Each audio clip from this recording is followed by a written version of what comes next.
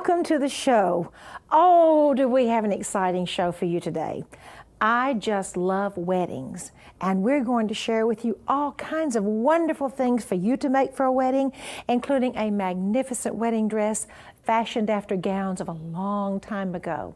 I have as my very special guest today my dear friend Kamala Nitschke from the Ribbonry in Perrysburg, Ohio, and she will be sharing with you how easy it is to make those wonderful folded, twisted, turned roses out of the most fabulous ribbons that I think I've ever seen. Some of the little projects, let me just share with you what you might want to do with some these folded ribbon techniques. This adorable little doll stand, and actually it's just a little wedding dress, sort of, maybe, on this little metal stand, has these adorable folded flowers in wonderful shades of lavender and pink and purple and several shades of green and gold. Isn't that wonderful? You're going to learn how to make those ribbons today. I have another little project here for you, which is a precious little potpourri bag with lace and pearls and, most importantly, these magnificent flowers. Now then, we're going to go over, I promised you, you're going to see a beautiful wedding dress. Right now, we're going to go over and see that wedding dress.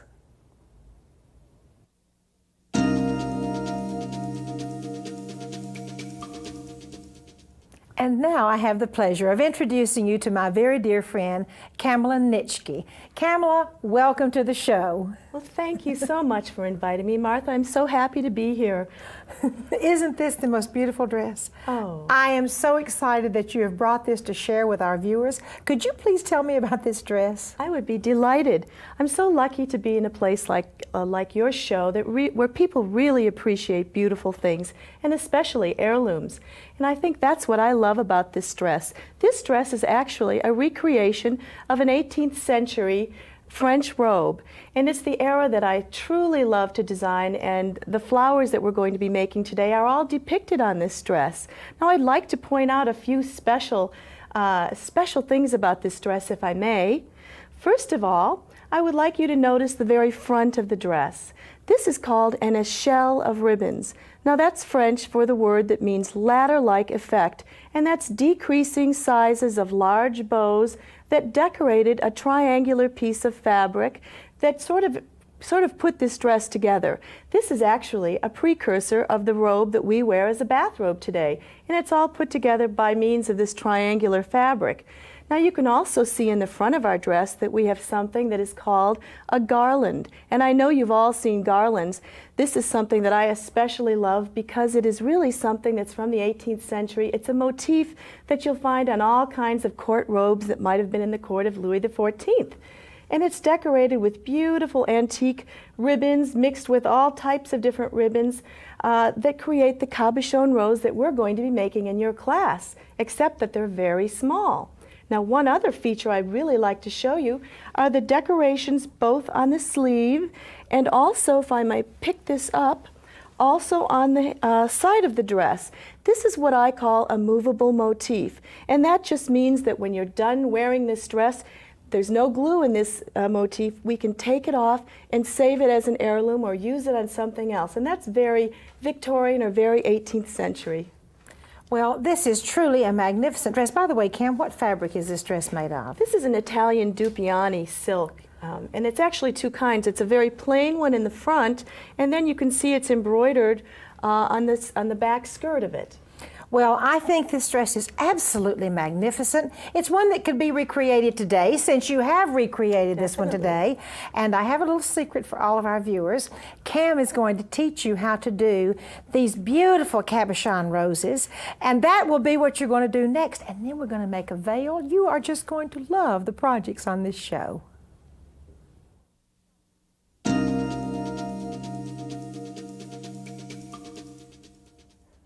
And now I'd like to show you a simple technique via my board of how to make a cabochon rose. But first of all, I want to tell you that a cabochon rose is a combination of two kinds of flowers, a rolled rose and a gathered rose. So let's take a look at the board, and we'll be using a wired ribbon. The first step is to fold back your ribbon on one end so that it creates a 90-degree angle, and we've also let it hang down about an inch. We're creating a handle or a little tail that we'll use a little bit later.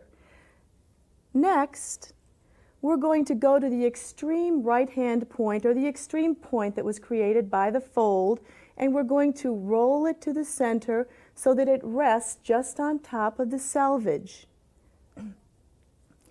The next step is to begin to form the center bud.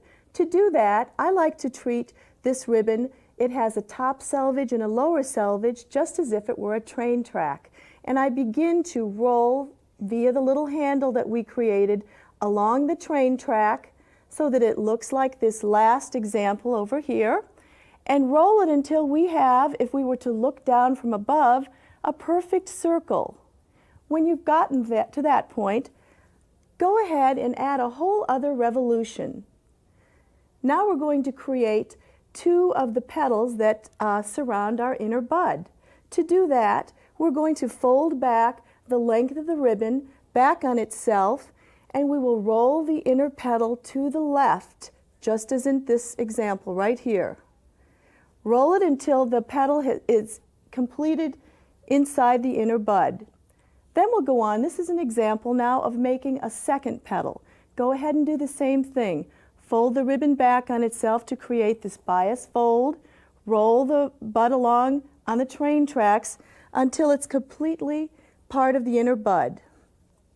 Now we're going to go to the end of our flower, the lower selvage, and we're going to pull up this little piece of wire, and it should look like this. We're basically going to add gathers to our flower because we're not sewing.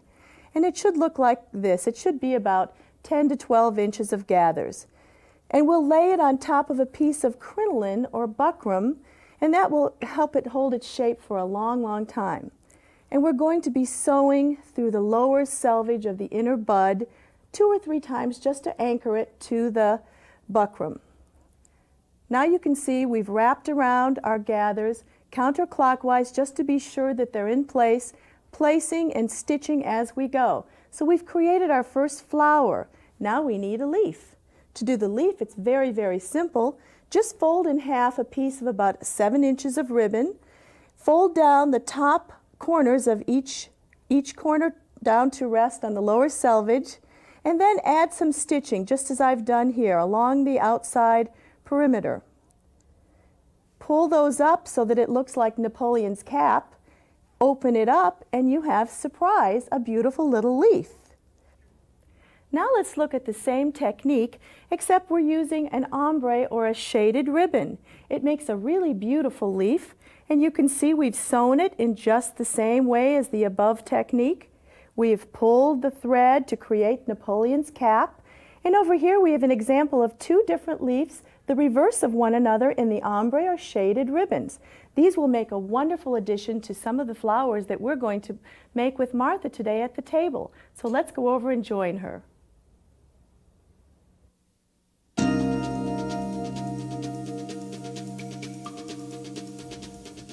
And now Cam is actually ready to show you exactly how to make one of these beautiful roses. Cam? Thank you, Martha. This is so simple. We start with about 3/4 of a yard of ribbon that is about 5/8 of an inch wide. And the first thing to do is to pull out the wire out of what will be the lower selvage of your ribbon. Then, something you can do is add some stamens or some little pips and fold down the right-hand side of the ribbon to create the 90-degree angle, and sew those little stamens right to that fold. Now we're going to begin to fold and roll along the railroad tracks, or the top and the lower selvage, very loosely. 2 complete revolutions, and go ahead and take 1 quick or 2 little stitches right through the lower selvage. Now you're ready to create the 2 petals by folding back the top of the ribbon to create a bias fold. Using your handle, roll up the tracks, and you're ready to create the next fold. Roll it right into it. Go ahead and take a stitch right through the lower selvage, through all layers, and now you're ready to go to the bottom selvage or the lower selvage all the way to the end of the flower and push up that wire, which will become like a gathering thread. Pull it up and gather it to about 10 or 11 inches. Here I've already gathered, here's a new step, and I've actually placed it on a piece of buckram, centered it right in the piece of buckram, and I've stitched 2 or 3 times just to anchor the center bud. Now begin to place those gathers around counterclockwise, the way they want to lay, placing and stitching as you go until you've completed the very simple cabochon rose. Now let me quickly show you how to make a leaf again. Again, about 7 or 8 inches of ribbon folded in half, and I'm just going to let you take a look.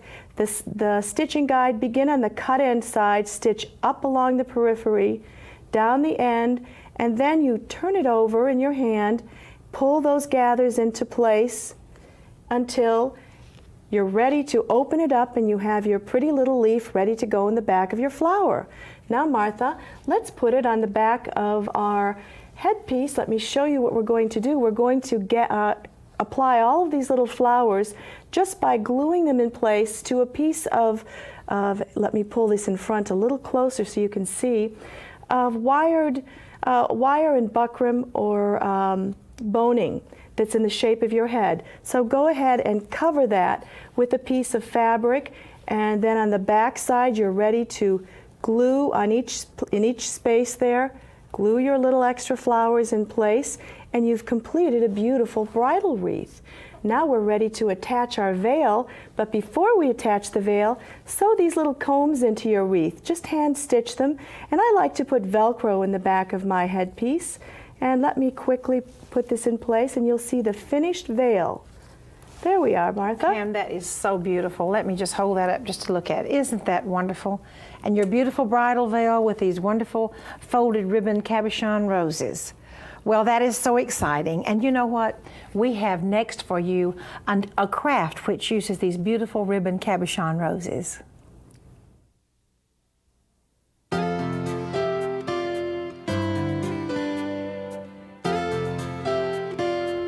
A beautiful ribbon barrette to share with you, and as you can see, it's comprised of all different types of flowers, pods and little rosebuds.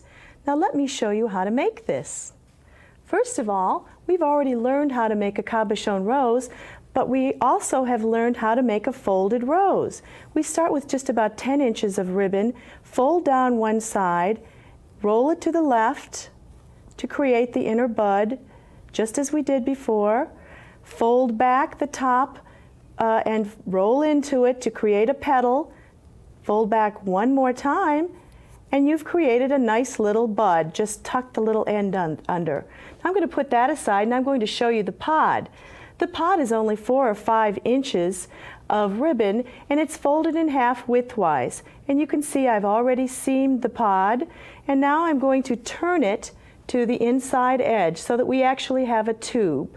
Now we're going to stitch about 1/4 of an inch down from the top edge of the pod all the way around, just as if it were a tube. Go ahead and pull those stitches tightly to create the tufted top of the pod.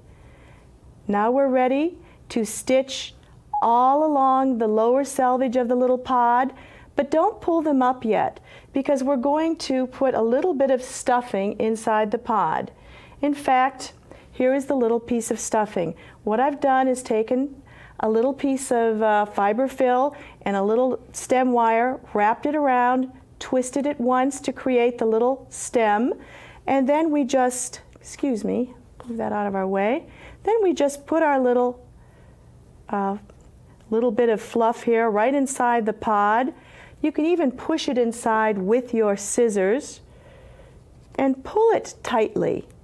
Pull it so tight that we end up with a lovely little pod just like this. Now let me show you some other examples of pods. Here's some beautiful pods made in other kinds of ribbons. There's one more. You can make it out of any kind of ribbon. It doesn't have to be wire. When you're all done making your flowers in pods, go ahead and cut a piece out of a piece of buckram, the shape that you want, whether it be narrow or large, and glue or sew your flowers to it. And you can also then cut out of a piece of felt the shape for the back, sew on your barrette, and apply it, sew it or glue it, and you have a finished barrette. And now Martha has a beautiful doll dress for you featuring some silk ribbon.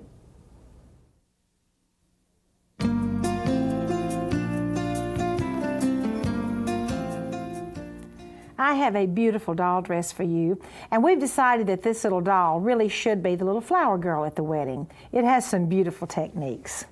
The little dress is done out of a white silk dupioni. As you can see, there is a round yoke like we're using all the little doll dresses on this series. And what I think is so especially cute is this little ruffle that fits around the round yoke. Isn't that adorable with this little ribbon run through it? This is a wonderful combination combining sewing machine technique and hand sewing technique. The green stem is done on the sewing machine, and the little lavender and pink flowers are silk ribbon embroidery by hand. Now the fancy band features nearly all of the beginning French sewing by machine techniques. Butting two pieces of lace together, lace butted to trimmed entredeaux, and gathered lace butted to flat lace. I'd like to share with you a few of these beginning French sewing ideas. On this dress, first of all, you trace off your design and then you stitch it. Now remember I showed you where you trim off one side of the entredeaux and butt it together for the beading? Well, that's exactly what I've done here, and then I will simply zigzag it to the dress. Now over on this side will be two more strips of laces, which will be zigzagged together like this. I've got it all ready. All in the world you do is just butt them together, put them under the sewing machine, and zigzag them. I'm using about a 3.5 stitch width and about a 0.8 length right now. Okay, that's absolutely all there is to getting the laces ready to go on the other side of that strip. Okay, I will stop and remove this.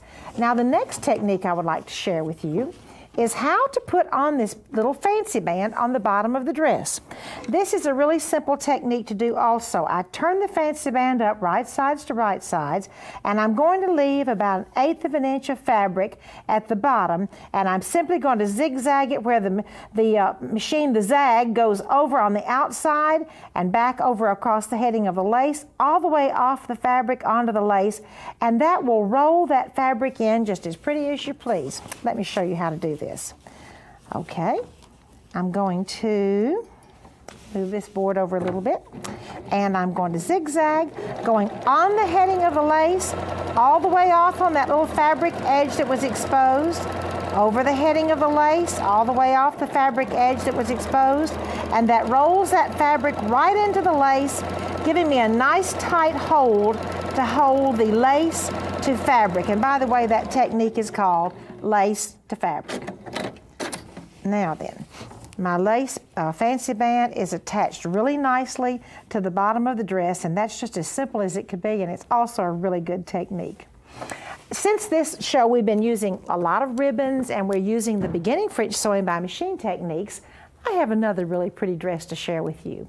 This little dress is a combination of, just all kinds of wonderful things, but it's basically done out of silk dupioni, and the lace is attached to entredeaux, and this is a beautiful piece of ribbon. And then we just butt the ribbon over here to the entredeaux and the lace and the entredeaux. There's another really pretty feature on this dress, which has machine embroidery on the sleeves.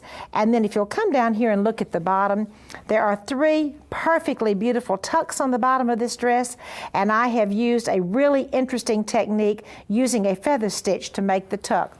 Let me share with you real briefly how easy it is to make this dress. First of all, you're going to get your strips and your entredeaux and your lace, and these will all simply be butted together and zigzagged together to create a new piece of fabric. After this fabric is created, then you will trace off your yoke, come down around the sleeves, and then cut it out. Now, I told you about that interesting tuck. Let me share with you how easy it is to make those beautiful tucks around the bottom. First of all, I have a stitching line, a fold line, and a stitching line, and I will do exactly what it says do. I will fold on the fold line, bringing the 2 stitching lines together, and I have a really pretty tuck.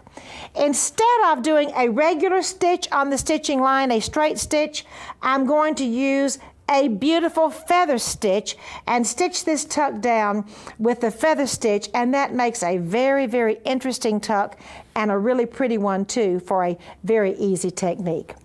And next I'm going to share with you how easy it is to make a buffet flatware server, which would be a great gift for any bride that you know.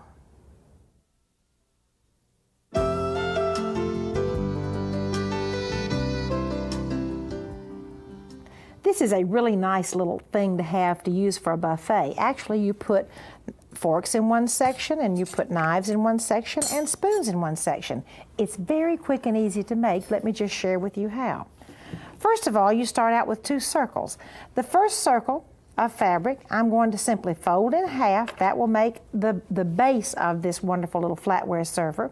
I'm going to fold it in half as I've done here, and I'm going to put a piece of iron-on batting in between to give it a little bit of a padded effect. Then I'm going to gather lace, and I'm going to finish it up in just a minute. The bottom of this circle, the one that holds your knives and forks and spoons, is another circle, this time with a slit in it. This is a whole circle. This one you open up and sew onto the bottom. Now then, as you bring up this whole circle, you'll find that you'll need to put your pretty little ribbons right in the middle, divide it up, and then you'll kind of come in here and lay it down and stitch those ribbons down through all of the layers to finish it off. Now there's a cute little trim that will go on the very bottom of this after it's all stitched down. I tied some little ribbons together. I'm going to stitch them right down, and I have a pretty little Swiss motif which I will also come in and just stitch right on top of those ribbons. And the only sewing really, other than straight stitching, you're going to do is just to come on here, once again lay your lace down and leave a little bit of fabric exposed and zigzag, just like I did a minute ago on the doll's dress, and zigzag, stitching the edge of the fabric and rolling and whipping it over into the lace. Now come along with me to my attic. I have a perfectly beautiful embroidered lady's blouse to share with you.